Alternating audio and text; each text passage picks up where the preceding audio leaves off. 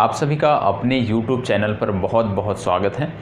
आज हम बात करने वाले हैं यूनाइटेड नेशन सिक्योरिटी काउंसिल में भारत के जीत के बारे में बात करने वाले हैं। किस प्रकार से भारत को जो एक प्रकार से देखते हैं अस्थायी सीट जो भारत को मिली है उसके क्या महत्व हैं, भारत उस अस्थायी सीट का किस प्रकार से लाभ उठा सकता है, किस प्रकार से भारत उस अस्थायी सीट के माध्यम से अपने मुद्दों को अंतर्राष्ट्रीय मंच पर उठा सकता है, इन सब के बारे में समग्र रूप से आज हम बात करने वाले हैं। तो सबसे पहले हम देखेंगे क्या देखने वाले हैं हम यूनाइटेड नेशन सिक्योरिटी काउंसिल के बारे में। ये है क्या, किस तरह से इसमें कार्य होते हैं और किस तरह से ये हमारे लिए महत्वपूर्ण है। तो भारत ने अभी हाल ही में संयुक्त राष्ट्र में जो अस्थायी सदस्य होते हैं उसमें अपनी जगह बना ली है।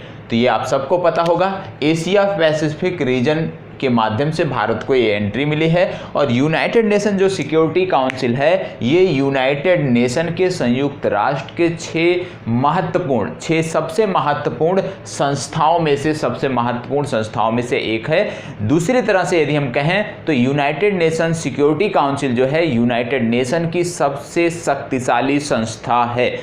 ठीक है, सबसे शक्तिशाली बॉडी है। यदि हम देखें यूनाइटेड नेशन क्या कर सकती है, यूनाइटेड नेशन सिक्योरिटी काउंसिल क्या करती है, तो यूनाइटेड नेशन सिक्योरिटी काउंसिल जो है ये इसके 6 पिलर हैं, 5 से 6 पिलर हैं जिनके माध्यम से यूनाइटेड नेशन सिक्योरिटी काउंसिल जो है शासनादेश जारी करती है।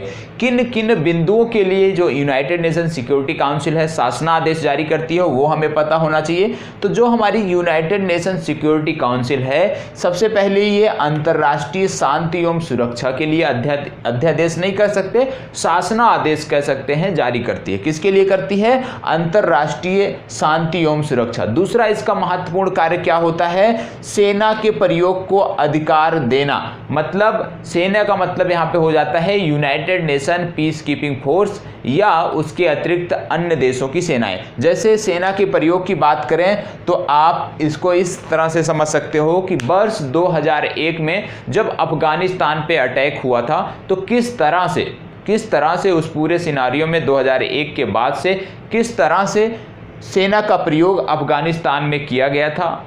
यूनाइटेड नेशन पर जो आतंकी हमला हुआ था अल-कायदा द्वारा, उसके बाद से किस तरह से अफगानिस्तान में सेना के प्रयोग किया गया था, उसकी स्वीकृति कहाँ से मिली थी? उसकी स्वीकृति यूनाइटेड नेशन सिक्योरिटी काउंसिल से मिली थी। उसके बाद यदि आप देखें तो इसका तीसरा महत्वपूर्ण कार्य है यूनाइटेड नेशन सिक्योरिटी काउंसिल का प्रतिबंध लगाने को आप इस तरह समझ सकते हो कि आप जानते हो यूनाइटेड नेशन द्वारा उत्तर कोरिया पर व्यापक प्रतिबंध लगाए गए हैं और आज भी चल रहे हैं। तो यूनाइटेड नेशन जो सिक्योरिटी काउंसिल है, कोई भी देश ऐसा जो एक बार देखें तो वैश्विक हित में कार्य ना कर रहा हो, उससे विमुख कार्य करता हो, या जो यूनाइटेड नेशन की गाइडलाइन है उसके विमुख यदि कार्य करता है तो उस पर प्रतिबंध लगाए जा सकते हैं। और ये प्रतिबंध कौन लगाता है? यूनाइटेड नेशन सिक्योरिटी काउंसिल लगाती है, जैसा कि उत्तर कोरिया पर लगा हुआ है। इसके बाद इसका चौथा महत्वपूर्ण कार्य है United Nation peace keeping force जो है उसको भेजना। जैसे आप जानते हो कि अफ्रीका के बहुत सारे ऐसे देश हैं, युगांडा ले लीजिए, कंपाला, युगांडा की राजधानी ही है कंपाला, युगांडा ले लीजिए, सोमालिया ले लीजिए, इसके अतिरिक्त आप सूडान ले लीजिए। तो इन सब देशों में United Nation peace keeping force कार्यरत है और वहां पे शांति स्थापित करने के लिए कार्य कर रही है। उन देशों में जो उग्रवादी गुट हैं, जो वहां के स्थानीय आतंकवादी गुट हैं, उन सबको समाप्त करने के लिए, उस भूभाग में शांति स्थापित करने के लिए जो काम करती है उसको बोलते हैं United Nation peace keeping force. तो United Nation peace keeping force को कहां पर भेजना है, कैसे कार्य करेगी वो, ये निर्धारित यूनाइटेड नेशन सिक्योरिटी काउंसिल करती है।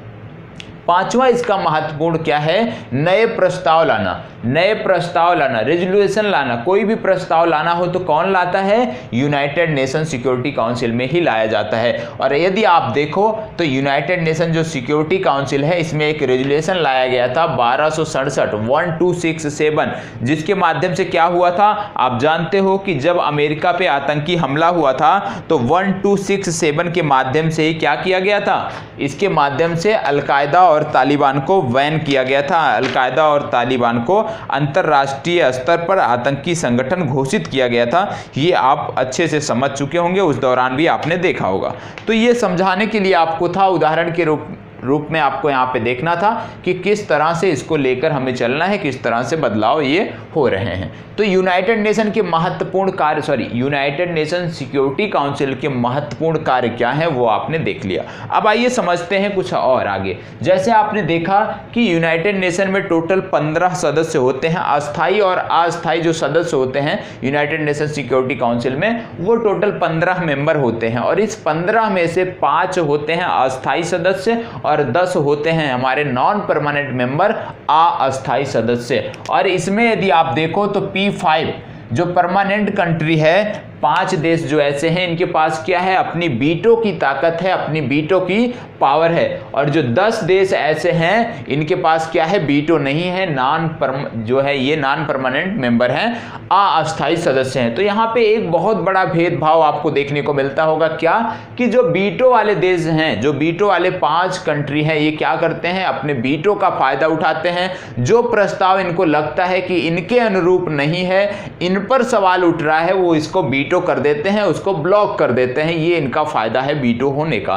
दूसरी बात आती है नॉन परमानेंट मेंबर, क्योंकि भारत तो अभी नॉन परमानेंट मेंबर में है, तो भारत नॉन परमानेंट मेंबर के रूप में जुड़कर, अस्थायी सदस्य के रूप में जुड़कर किस प्रकार से विश्व हित में, वैश्विक हित में, अपने हित में नीतियों का क्रियान्वयन कर सकता है, मुद्दों को उठा सकता है, उनको समझने की जरूरत है। क्योंकि भारत तो अभी अस्थायी सदस्य में शामिल होने वाला नहीं है, इतनी जल्दी कोई रिफॉर्म होने वाला नहीं है। तो हमें ज्यादा जोर देना है कि भारत अस्थायी सदस्य के रूप में चुना गया है।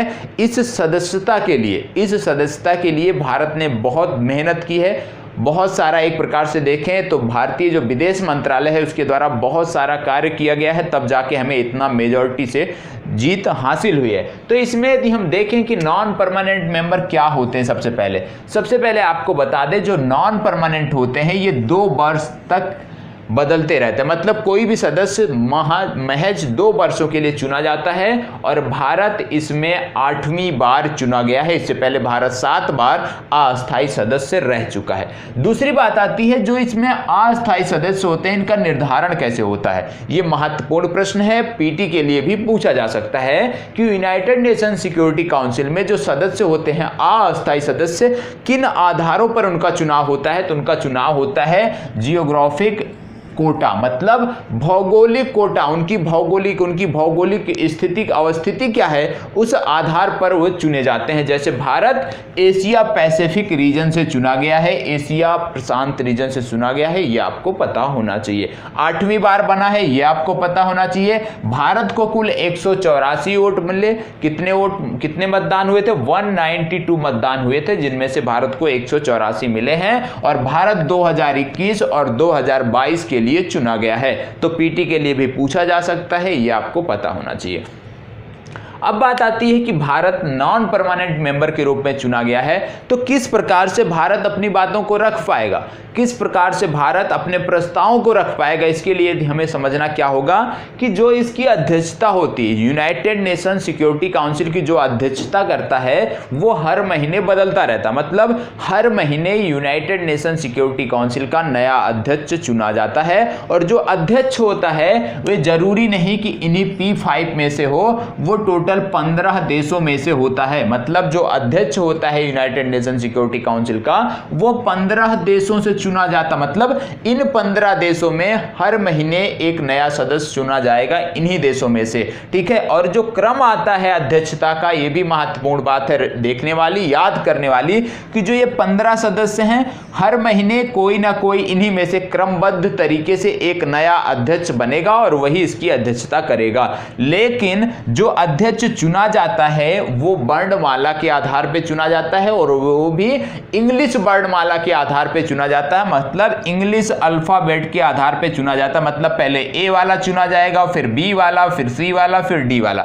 इस तरह से देशों के नाम होते हैं, 15 के 15 देशों के नाम, और इन्हीं आधारों पे चुनाव होता है। और जो अध्यक्षता करता है, यही तो महत्वपूर्ण बात है, यही समझने वाली जरूरत है कि जो देश अध्यक्षता करता है उसके पास इतनी पावर होती है कि वह एजेंडा तय करे कि वह किन मुद्दों को उठाना चाहता है। अपने 30 दिन के अध्यक्षता के कार्यकाल में वह किन मुद्दों को उठाना चाहता है, और जो अस्थायी सदस्य होते हैं उनके लिए सबसे उपयुक्त समय, सबसे बेहतर एक प्रकार से देखा जाए जो थोड़ी बहुत पावर मिली है वही अध्यक्षता के कारण ही मिली है। इस दौरान क्या कर सकता है भारत? इस दौरान अपने मुद्दों को उठा सकता है। भारत चाहता है जिन मुद्दों को उठाना उनको उठा सकता है, उन पर डिबेट होगी, सारी चीजें उन पर होगी। भारत ही उस डिबेट का एजेंडा तय करेगा। मतलब वो जो 1 महीने का समय होता है उसमें कोई भी अस्थायी सदस्य अपना मुद्दा उठा सकता है, अपना एजेंडा तय करता है और समस्त देश जो है उसी एजेंडे पर कार्य करेंगे। भले ही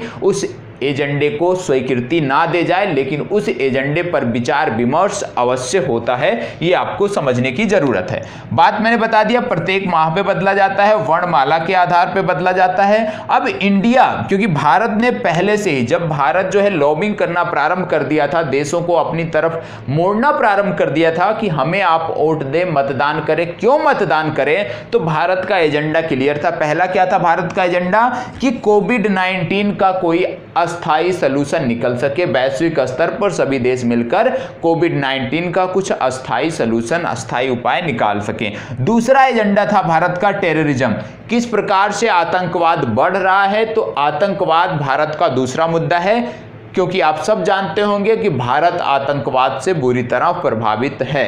ठीक है, तो भारत आतंकवाद से प्रभावित होने वाले 5 सबसे ज्यादा आतंकवाद से प्रभावित होने वाले देशों की सूची में आता है, और टेररिज्म एक दूसरा मुद्दा है। तीसरा भारत का जो अहम मुद्दा है जिस पर भारत ने लॉबिंग किया वो था रिफॉर्म को लेकर। यूनाइटेड नेशन सिक्योरिटी काउंसिल समेत अन्य कई वैश्विक संस्थाओं में रिफॉर्म को लेकर एक महत्वपूर्ण एजेंडा भारत का था। तो निश्चित रूप से भारत इन मुद्दों को उठाएगा और यूनाइटेड नेशन सिक्योरिटी काउंसिल में रिफॉर्म और सारे रिफॉर्म के मुद्दे जरूर सभी देशों के समक्ष लाए जाएंगे। हालिया ये तो निर्भर करता है कि ये प्रस्ताव स्वीकृत होता है या नहीं, ये इन देशों पर निर्भर करता है P5 के। लेकिन इतना तो है कि वैश्विक स्तर पर ये मुद्दे उठाए जाएंगे, इन पे चर्चा होगी, इन पे डिबेट होंगे।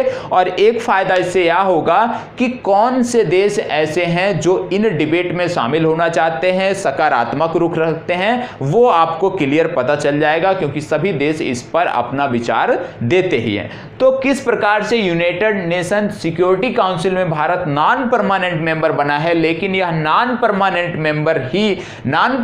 मेंबर के रूप में ही भारत किस तरह से अपने मुद्दों को उठा सकता है, किस तरह से अपनी बातों को वैश्विक स्तर पर रख सकता है, यह देखने वाली बात होगी। किस तरह से रख सकता है? जब उसका टर्म आएगा 1 महीने, जब उसकी अध्यक्षता करने के लिए भारत को बुलाया जाएगा, भारत को अध्यक्षता सौंपी जाएगी, तब वहीं पे भारत अपने मुद्दों को उठा सकता है। और टोटल कितने देश हैं? टोटल हैं 15 देश। ठीक, 15 देश हैं। समय कितना मिला है? 24। मतलब कुछ ऐसे देश होंगे जिनको यहां पे 2 महीने, मतलब पूरे कार्यकाल के दौरान 2 बार अध्यक्षता का मौका मिलेगा।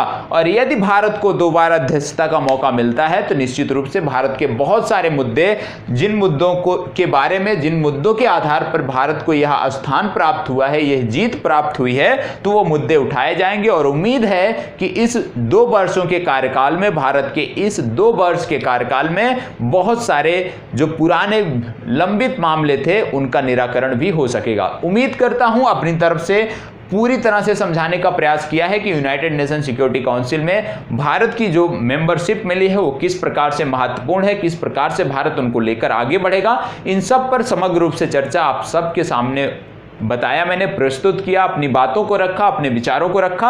अब आपको क्या करना है, यदि आपको इसमें से लगता है कुछ प्रारंभिक परीक्षा के लिए महत्वपूर्ण है, आप नोट कर सकते हो। प्रारंभिक परीक्षा के लिए क्या महत्वपूर्ण है यदि देखें, सबसे पहली बात कि कितने वर्षों के लिए चुने जाते हैं, 2 वर्षों के लिए चुने जाते हैं अस्थायी सदस्य। दूसरी बात, किस आधार पर चुने जाते हैं, भौगोलिक कोटा, जियोग्राफिक कोटा के आधार पर चुने जाते हैं। तो पीटी के लिए ये 2 महत्वपूर्ण हो गया। तीसरा, यहां से पीटी के लिए क्या महत्वपूर्ण फैक्ट बना कि भारत 8वीं बार चुना गया गया है। चौथा क्या फैक्ट बना यहां से कि भारत एशिया पैसिफिक रीजन में चुना गया है।